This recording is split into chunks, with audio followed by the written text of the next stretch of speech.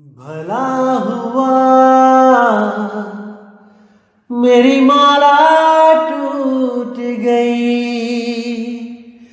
मैं राम भजन से छूटी। भला हुआ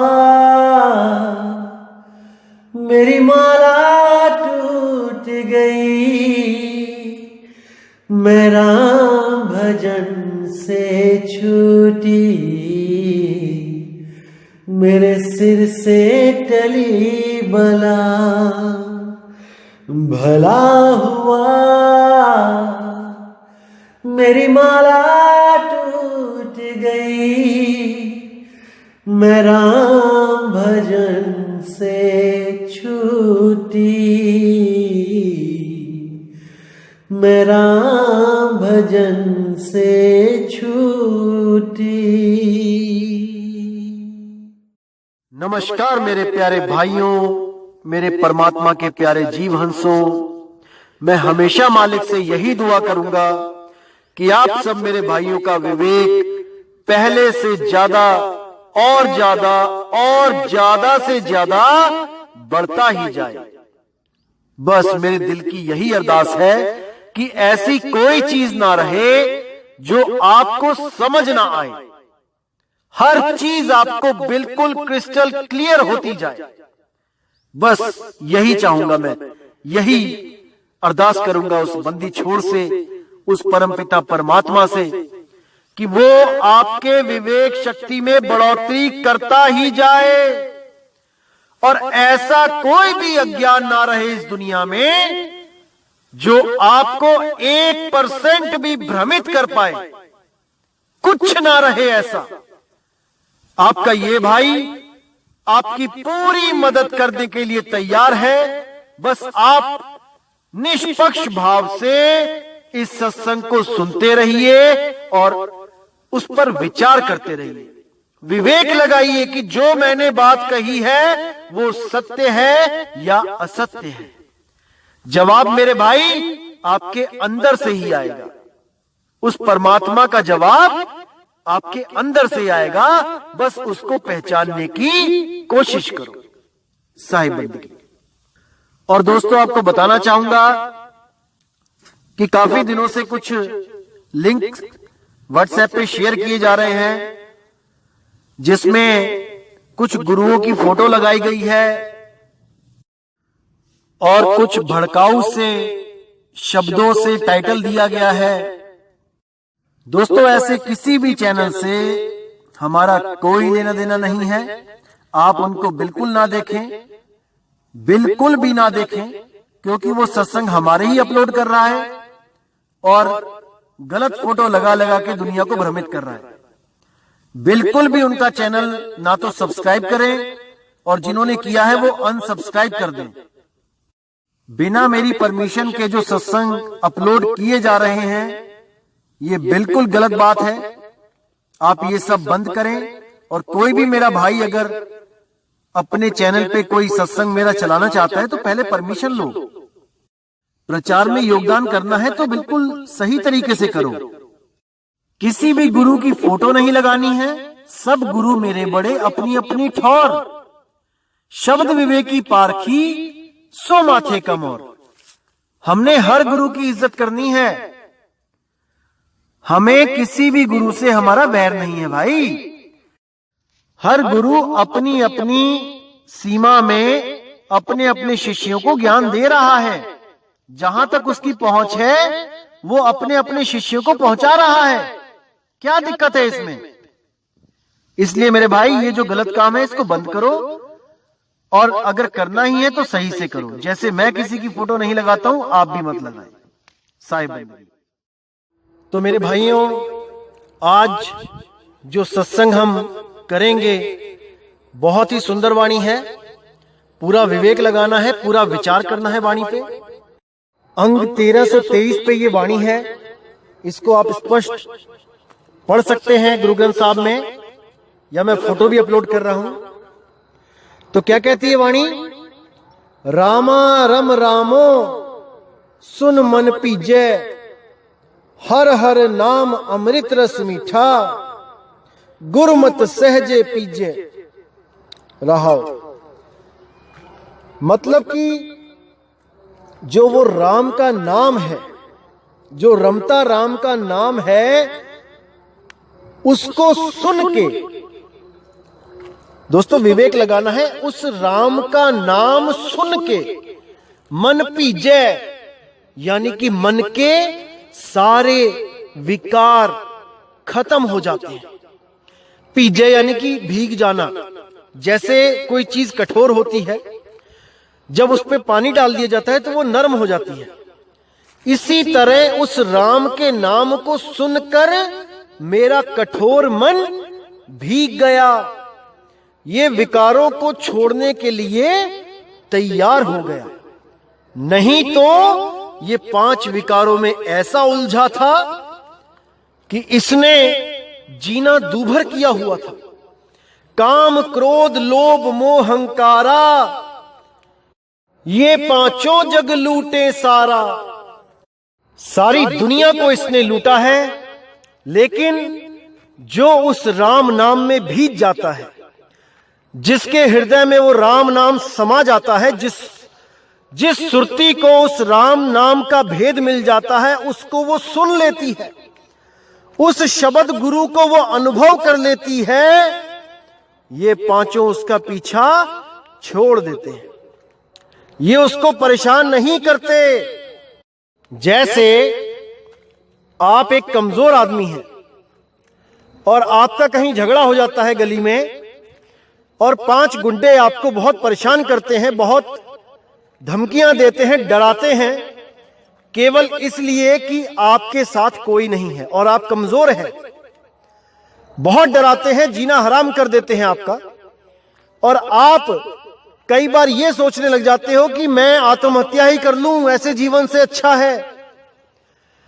लेकिन आपके जीवन में जब एक बदलाव होता है, एक ईमानदार पुलिस ऑफिसर आपके गली मोहल्ले में आके ड्यूटी करता है और वो आपकी व्यथा सुनकर आपको पूरा साथ देने का वादा देता है और कहता है कि अगर कोई भी परेशान करे 5 में से तो मुझे केवल एक फोन कर देना, और आपके साथ एक फोटो खिंचवा के आपको कहता है कि इसको दीवार पे लटका लेना, और जब भी वो आपको परेशान करने आए उनको केवल एक बार वो फोटो दिखा देना, और अगर फिर भी ना माने तो मुझे फोन कर देना। तो जब ऐसी स्थिति हो जाती है, आपके साथ एक शक्ति खड़ी हो जाती है, एक पावर खड़ी हो जाती है, तो आप भले कमजोर हैं लेकिन आपकी पहुंच ऊपर तक हो जाती है। उन गुंडों से ऊपर की ताकत से आपकी दोस्ती हो जाती है, तो आपको डरने की जरूरत नहीं है। आपका वो कुछ नहीं बिगाड़ सकते। इसी तरह जब शब्द गुरु आपके अंग संग हो जाता है तो ये 5 विकार आपका कुछ नहीं बिगाड़ सकते। बस आपने सिमरन उसका जारी रखना है, बस इतना ही करना है। आपने उस राम का सिमरन जारी रखना है, लेकिन वो राम अक्षरों वाला राम नहीं है भाई, कि आप सोचो कि 2 अक्षर रा और मां का सिमरन जारी रखना है। नहीं, उस अविनाशी का सिमरन जारी रखना है, उस अविनाशी अक्षर का। अरे सोई गुरु पूरा कहा है, 2 अक्षर का भेद बताए, एक छुड़ाए रा और मां छुड़ा दे, एक लखाए उस अविनाशी शब्द गुरु का लखाव कर दे, तब प्राणी निज घर को जाए।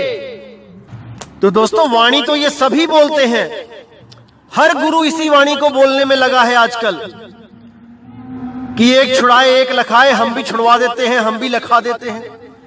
अरे पहले बता तो दो, शब्द और अक्षर में फर्क क्या होता है? एक पहली दूसरी क्लास का बच्चा भी बता सकता है आपको कि शब्द में और अक्षर में क्या फर्क होता है। क्या अक्षर ही शब्द होते हैं? अभी थोड़े दिन पहले 12वें पंथ के एक कालदूत से मेरी बात हो रही थी। उसका नाम 3 अक्षरों का था, मतलब उसके नाम में 3 अक्षर आते थे। मैंने उसको पूछा कि भाई शब्द और अक्षर में क्या फर्क है? तो वो कहता है कोई फर्क नहीं है, जो शब्द है वही अक्षर है, जो अक्षर है वही शब्द है। तो मैंने उसको पूछा कि भाई तेरे नाम में कितने अक्षर आते हैं, 3 अक्षर आते हैं या तेरे नाम में 3 शब्द आते हैं? उस भाई की आवाज नहीं निकली। पूरा दिन सोचता रहा वो कि 3 अक्षर बोलूं कि 3 शब्द बोलूं।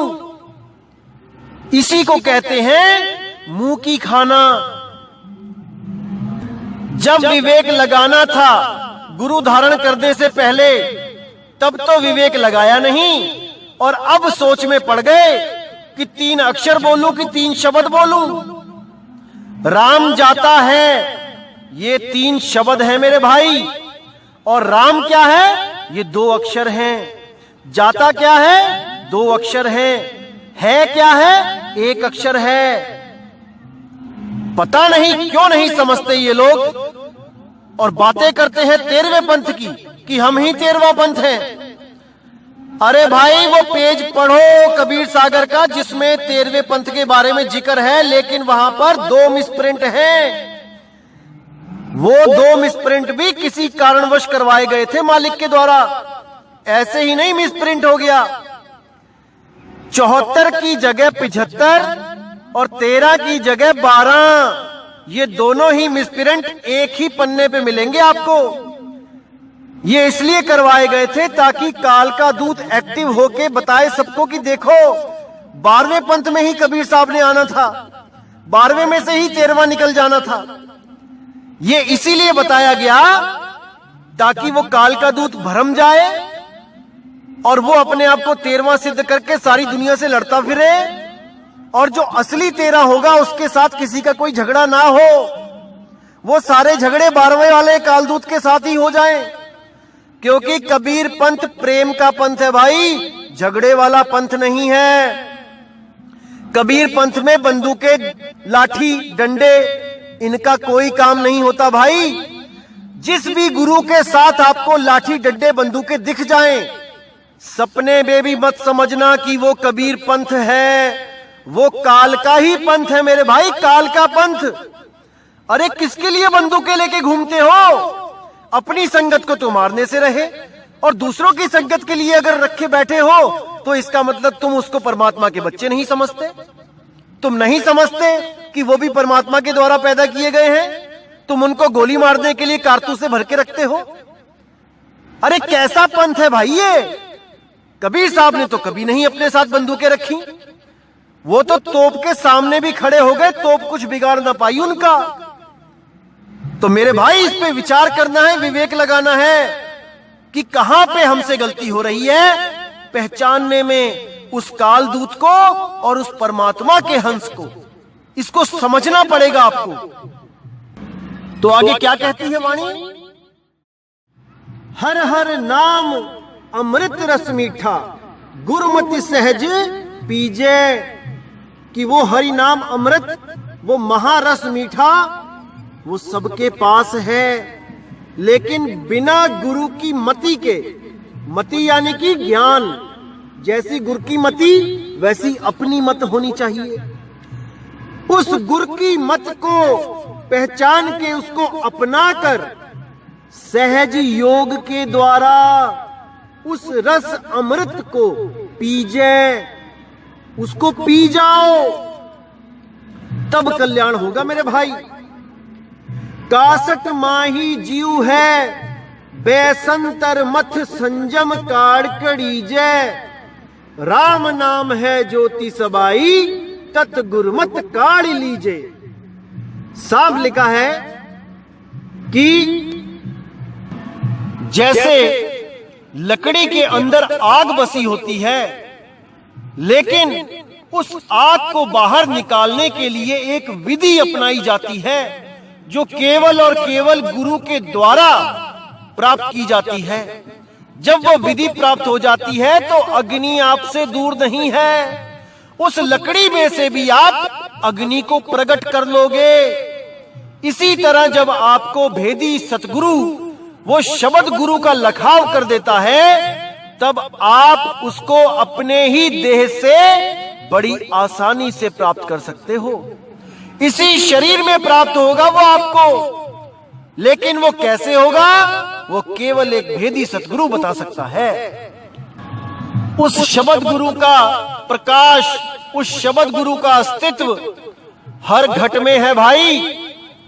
लेकिन उसको तभी प्राप्त किया जा सकता है जब कोई भेदी सतगुरु इन 52 अक्षरों से न्यारा करके उस आदि अक्षर का लखाव करवा दे। और जब वो उस शब्द का लखाव कराता है तो गुरु और चेला दो नहीं रहते, दोनों ही एक स्वरूप हो जाते हैं भाई। नहीं कबीर नहीं धर्मदास, अक्षर एक सब घट ही निवास। 52 अक्षर संग भुलाना, आदि अक्षर का मर्म न जाना। इसको समझ जाओ मेरे भाई कि 52 अक्षरों के द्वारा मुक्ति नहीं मिल सकती। और कबीर और धर्मदास भी अलग अलग तब हैं जब 52 अक्षर हैं। अगर 52 अक्षर को अलग कर दो तो कौन कबीर कौन धर्मदास।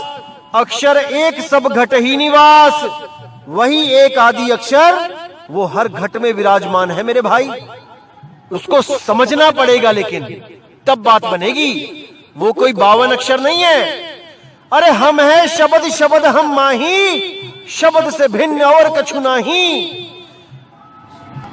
शब्द न बिन से देही, कहे कबीर हम शब्द से नहीं।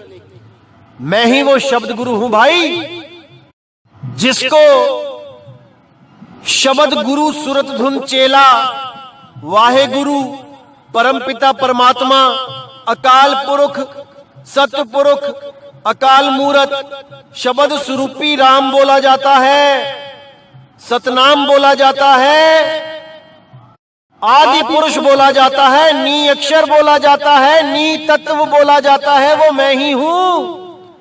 समझ जाओ इसको मेरे भाई, समझ जाओ। अभी समय है, अगर ये समय निकल गया तो मेरे भाई हाथ पल्ले कुछ नहीं रह जाएगा। आगे क्या कहती है वाणी? 9 दरवाजे 9वें दर फीके, रस अमृत 10वें चुवीजे। अब यहां पे साफ बोल दिया कि भाई शरीर में 9 दरवाजे जो खुले हुए हैं, 9 दर फीके, इनमें वो आनंद नहीं आएगा। कौन सा आनंद? रस अमृत 10वें चुवीजे, जो 10म द्वार के पार है।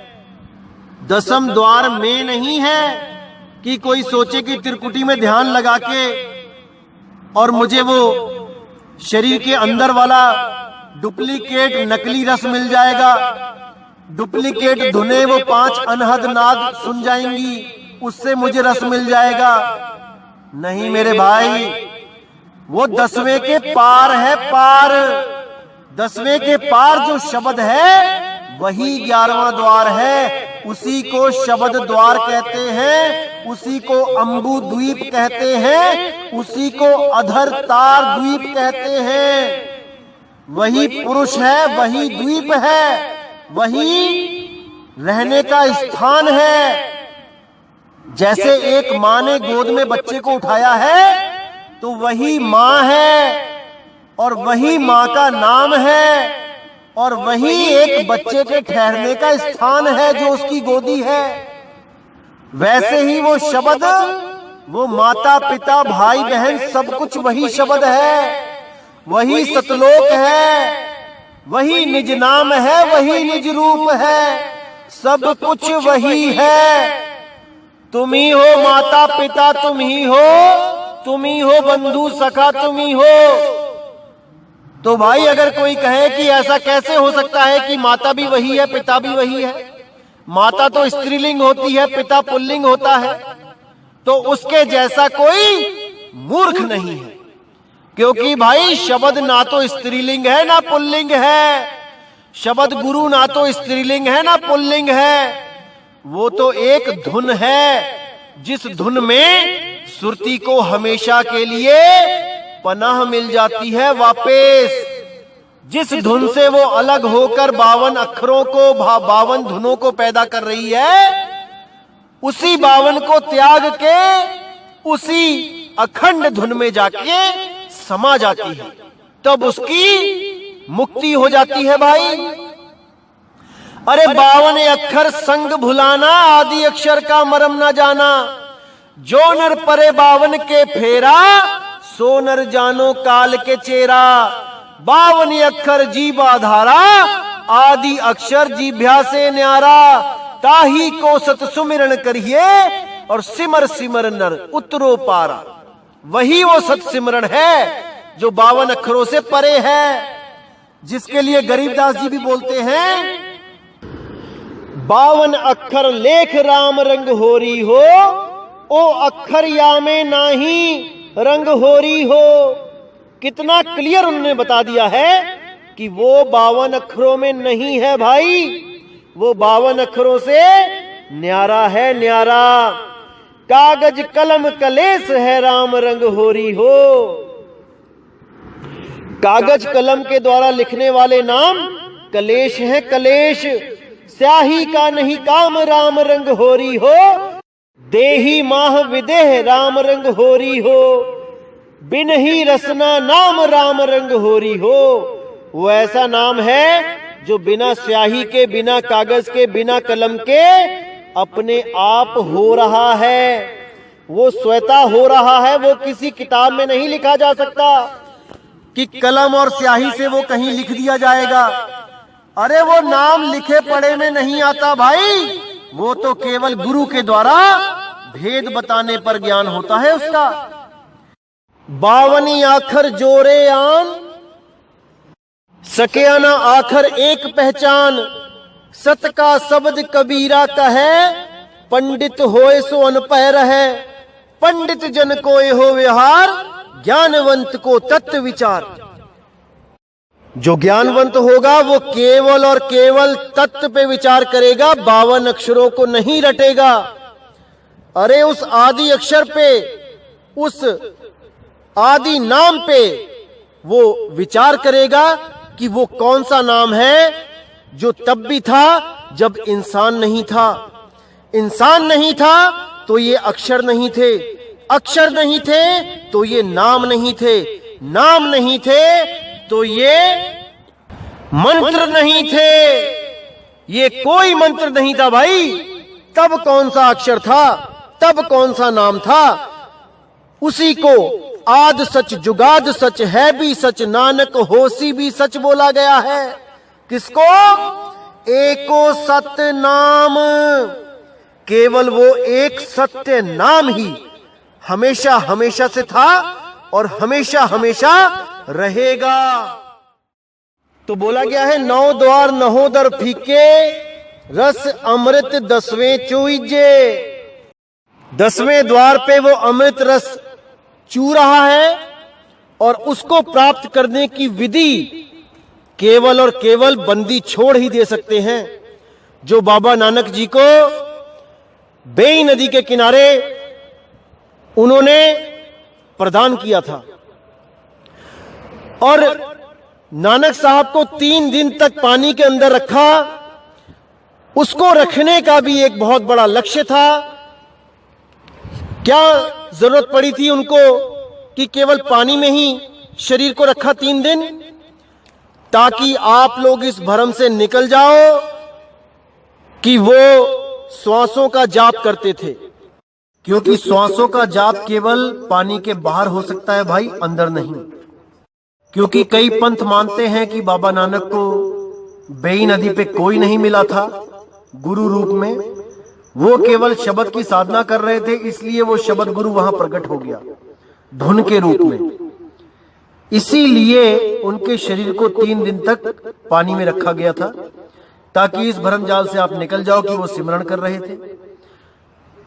उनकी सुरती को उनके ही निज रूप में, उस शब्द गुरु में, उस निज नाम में 3 दिन तक स्थापित किया गया, रखा गया और उस शरीर को पानी के अंदर ही रहने दिया, ताकि इस भ्रम से बाहर निकल आए लोग कि वो भजन कर रहे थे तो उनको परमात्मा मिला। तो आगे कहते हैं, कृपा कृपा कृपा कर प्यारे गुरु शब्द हरि रस पीजे।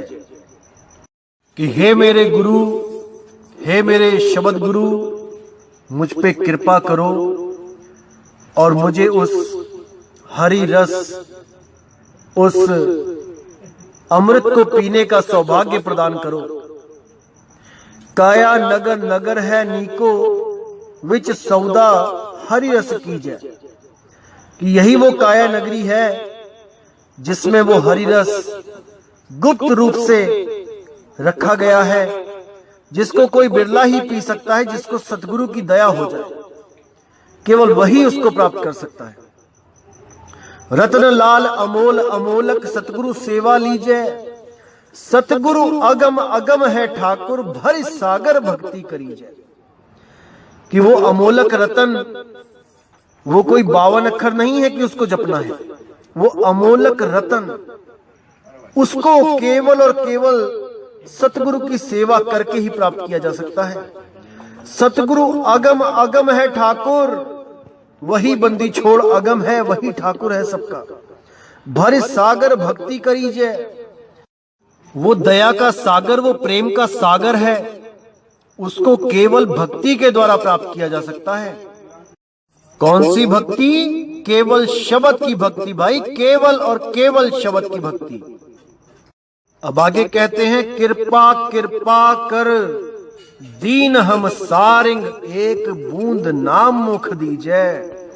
लालन लाल लाल है रंगन, मन रंगन कऊ गुरु दीजै। राम राम राम रंग राते, रस रसिक गटक नित पीजै। तो वाणी में कहते हैं कि हे सतगुरु, आपकी दया हो तो वो एक बूंद नाम, उसका रस हमारे मुख में भी डाल दीजिए गुरु। लालन लाल लाल है रंगन, मन रंगन कऊ गुरु दीजिए। उस लाल की लाली जो हमारे अंदर भरपूर है, उस रंग में रंगने के लिए अपने मन को गुरु को सौंप दीजिए। राम राम राम रंग राते, रस रसिक गटक नित पीजै। वो राम का नाम जो 52 से परे, उसको गटक नित पीजै। उस रस को हमेशा ही पीते रहिए और उसको आनंद के द्वारा अनुभूति कीजिए। यही सब संतों का सार है, यही उनकी उपलब्धि है। तो अब कहते हैं, स्वर्ग मुक्ति बैकुंठ सभी बाचही, निति आशा आस करीजै। हरि दर्शन के जन मुक्ति न मांग ही, मिली दर्शन तृपत मन धीजै। कितना क्लियर कर दिया यहां पे कि जो लोग भगवान से स्वर्ग, बैकुंठ, ब्रह्मलोक, सतलोक, अलखलोक, अगम अनामी लोक मांगते हैं, वो आशाओं के बंधन में बंधे हुए हैं। हमने किसी आस में नहीं बंधना है भाई। आशाओं से परे, निराशपद। आशा तज के रहे निराशा, कहे कबीर फिर देख तमाशा।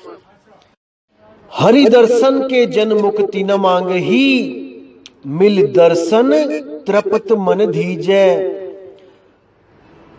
उस शब्द गुरु के भगत कभी उससे मुक्ति नहीं मांगते, वो केवल उसका दरस मांगते हैं कि हे मालिक दरस दो, दर्शन दो। दर्शन ही मुक्ति है, दर्शन के अलावा कोई और मुक्ति नहीं है भाई।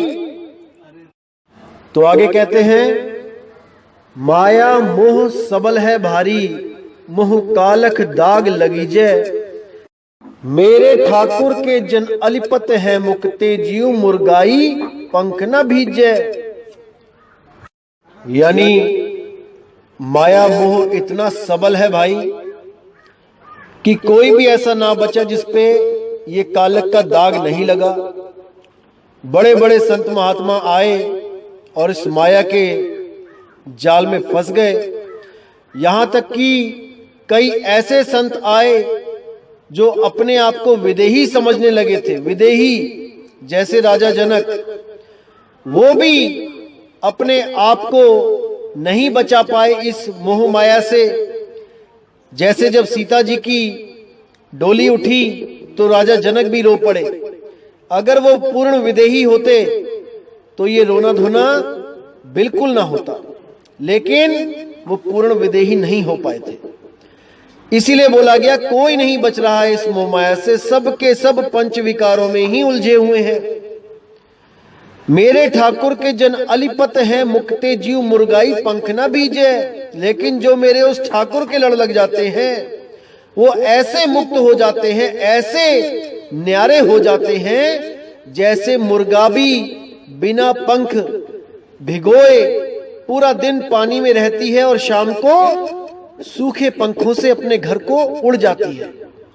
ऐसे ही इस दुनिया में रहते हुए मेरे ठाकुर के जो हंस हैं वो ऐसे ही सूखे पंखों से उड़ जाते हैं इस मायावी संसार को छोड़ के। आगे कहते चंदन वास भुइंगम वेड़ी किव मिलिए चंदन लीजे, काड़ खड़ग गुरु ज्ञान करारा बिक छेद छेद रस पीजे। जैसे चंदन के पेड़ पर सांप लिपटे होते हैं, यानी सत्य और असत्य दोनों एक साथ रहते हैं। कैसे पहचान करें कि क्या चंदन है और क्या विष है, वो विषैला नाग है? तो कहते हैं काड़ खड़ग गुरु ज्ञान करारा, गुरु के ज्ञान के द्वारा विवेक की तलवारें निकाल के विख छेद छेद रस पीजे, यानी उस असत्य को उन तलवारों से काट के वहां से केवल सत्य का रसपान कीजिए। एक भी असत्य आपके पास शेष न रह जाए, उसको सत्य की तलवार से, विवेक की तलवार से काट दीजिए। तो अंत में क्या कहते हैं? मेरा ठाकुर बड़ा बड़ा है स्वामी, हम क्यों कर मिल है लीजे। नानक मेल मिलाए गुरु पूरा, जन को पूरन दीजे। यानी मेरा परमात्मा बहुत बहुत बहुत बड़ा है, उससे मिलना कैसे होए मेरा? कौन मुझे उससे मिलवा सकता है? कोई नहीं। कौन? नानक मेल मिलाए गुरु पूरा, केवल और केवल पूरा गुरु उससे मिला सकता है। जन को पूरन दीजे, जिस पर वो अपनी पूरी दया कर देता है, उसको बख्शिश कर देता है, तो भाई वो उस पूर्ण मालिक से मिल जाता है। कौन सा गुरु मिला सकता है? जिस गुरु को दो अक्षर का भेद पता हो, शब्दों का भेद ना पता हो, अक्षर का भेद पता हो। सोई गुरु पूरा कहाए, दो अक्षर का भेद बताए, एक छुड़ाए एक लखाए, तब प्राणी निज घर को जाए। केवल तभी वो प्राणी अपने निज स्वरूप में जा सकता है, वरना वो हमेशा अपने आप को देह समझता रहेगा, अपने आप को देह समझ के हमेशा भ्रमता रहेगा। जैसे स्वान कांच मंदिर में भ्रमते भूख मरे हो। जैसे कुत्ता शीशे में अपने प्रतिबिंब, अपनी नकल को देख के भौंक भौंक के मर जाता है, और जो अपने निज स्वरूप को जानता है वो आराम से बैठा रहता है और सामने शीशे में अपनी नकल को देखता रहता है। उसको पता है कि जो दिख रहा है वो मैं नहीं हूं, जो देख रहा है वो हूं मैं, वही दृष्टा मैं हूं। और वो एक दिन सतगुरु को प्राप्त करके दृश्य और दृष्टा दोनों से न्यारा हो जाता है। इसी को मोक्ष, पूर्ण मोक्ष कहते हैं भाई। और किसी सतलोक में जाके काजू किशमिश बादाम खाने को मोक्ष नहीं कहते हैं। अरे खाना पीना भी कर्म है भाई। अगर आप कुछ खा पी रहे हो तो कर्म कर रहे हो, और कर्म करोगे तो उसका भोग भोगना पड़ेगा। जैसे बाइबल में भी आता है कि उस आदम ने वो फल खा लिया, अब खाया है तो कर्म बन गया, अब उसका फल क्या बना? उसको मल आया और उसने स्वर्ग में मल कर दिया, और इसके परिणाम स्वरूप उसको इस धरती पे भेज दिया गया धक्के खाने के लिए। तो अगर आप दोबारा वहां जाओगे और कुछ ना कुछ खाओगे तो भैया वापस आना पड़ेगा। अभी सोच लो कि क्या करना है। और कुछ लोग सृष्टि रचना का जिक्र करते हैं कि जल में एक अंडा उतारा गया, अक्षर पुरुष ने उसको क्रोध से देखा, अंडा फूट गया और काल निरंजन पैदा हो गया। अरे मेरे भाई, अच्छी तरह ग्रंथ को पढ़ो। उसमें क्या बोला गया है कि जब 5 तत्व भी नहीं थे तब क्या किया था काल ने? तब 5 तत्व मांगे थे परमात्मा से कि मुझे 5 तत्व दे दो, मैं सृष्टि करना चाहता हूं। कौन से 5 तत्व? आकाश, वायु, अग्नि, जल और मिट्टी। अरे जब जल ही नहीं था पहले, क्योंकि जल तो काल पुरुष लेके आया है परमात्मा से मांग के, कहानी के अनुसार, तो जल में अंडा कहां से आ गया जिसमें काल पुरुष की उत्पत्ति हुई है? इतना भी विवेक नहीं लगा पाए और बन बैठे सतगुरु। भाई समझ जाओ इस बात को। अभी दिल्ली बहुत दूर है, अभी बहुत कुछ समझना है आपको, और अगर नहीं समझोगे तो 84 का चक्कर भाई सामने ही है, गोते खाने पड़ेंगे। और कुछ लोग वीडियोस निकालते हैं कि मदन साहिब को कबीर साहब ने दर्शन नहीं दिए, राधा पति यानी राधा जी का पति कृष्ण काल उसने दर्शन दिए। तो मेरे भाई, आपकी जनरल इंफॉर्मेशन के लिए बता दूं कि कृष्ण जी राधा जी के पति थे ही नहीं, तो वो कहां से आ गए? राधा का पति, पहले उसका नाम ढूंढो, वो कौन है, तब बात करना आके। बिल्कुल बच्चों वाली बातें करते हैं, अविवेकी बातें करते हैं, ऐसी बातें करते हैं कि क्या बताऊं मैं। ये विचार नहीं करेंगे कि ज्ञान क्या बताया जा रहा है। नाम का संधि विच्छेद करके राधा का पति बना के रख दिया, शर्म आनी चाहिए। अरे विदेही का ज्ञान दिया जा रहा है, विदेही का ज्ञान, समझो इस बात को। और दोस्तों, कई लोग आपको ऐसे मिलेंगे जिनको ये अभिमान होता है कि हमें किसी भाषा का ज्यादा ज्ञान है। जैसे इंग्लिश ग्रामर हमें आती है ज्यादा, हिंदी व्याकरण हमें ज्यादा आती है, हमें मात्राओं का ज्ञान है, किस दोहे में सोरठे में कितनी मात्राएं लगी होती हैं हमें पता है, हम बहुत चतुर चालाक हैं, हमारे सामने सब फेल हैं। तो दोस्तों, आपको मैं एक उदाहरण देता हूं। जैसे जब काल के दूत, पढ़े लिखे काल के दूत, व्याकरण के जानकार काल के दूत जब वाणियों में फेर बदल करते हैं, तब आप उनको पकड़ के दिखाइए बिना विवेक के। अगर आप केवल मात्राएं गिनते रह जाएंगे तो दोस्तों आप नहीं पकड़ पाएंगे। और जो ये मात्राओं के ज्ञानी बैठे हुए हैं, धुरंधर, स्वयंभू, आप इनसे भी अगर पूछेंगे तो ये भी वहां पे फेल हो जाएंगे, क्योंकि ये व्याकरण के हिसाब से चलेंगे, ना कि ये अपनी परख शक्ति के हिसाब से चलेंगे। जो विवेक शक्ति है वो व्याकरण को फेल करती है। जैसे मैं एक चंद लाइनें बोलता हूं, आप अगर उनसे पूछेंगे कि इसमें मात्राएं गिनो, तो दोस्तों सब में एक सी ही मात्राएं आएंगी, सबकी संख्या एक आएगी। तो देखिए, मैं 6 लाइन बोलता हूं, आप इनसे पूछना। चल नारी के संग, पर नारी के संग, रह नारी के संग, डर नारी के संग, हंस नारी के संग, फंस नारी के संग। इन 6 वाक्यों में एक सी मात्राएं आएंगी, एक भी आगे पीछे नहीं होगी। अब अगर काल के दूत वाणियां ऐसे बदलेंगे तो कौन इसको सही कर सकता है? मुझे एक भी अपना नाम बता दे।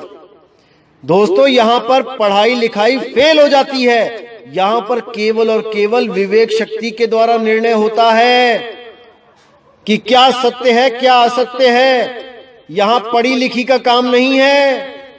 अरे पढ़ी लिखी की है नहीं देखा देखी की बात, और दूल्हा दुल्हन मिल गए फीकी पड़ी बारात।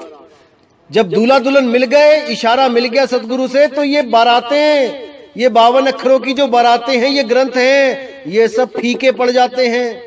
और जो लोग इन ग्रंथों को लेके चलते हैं, गुरु को धारण करने से मना करते हैं कि गुरु की जरूरत नहीं है, ये बारात के साथ ही शादी को एंजॉय करते हैं और दूल्हा दुल्हन की खबर नहीं है। तो ऐसे लोगों से बच के रहना है मेरे भाइयों।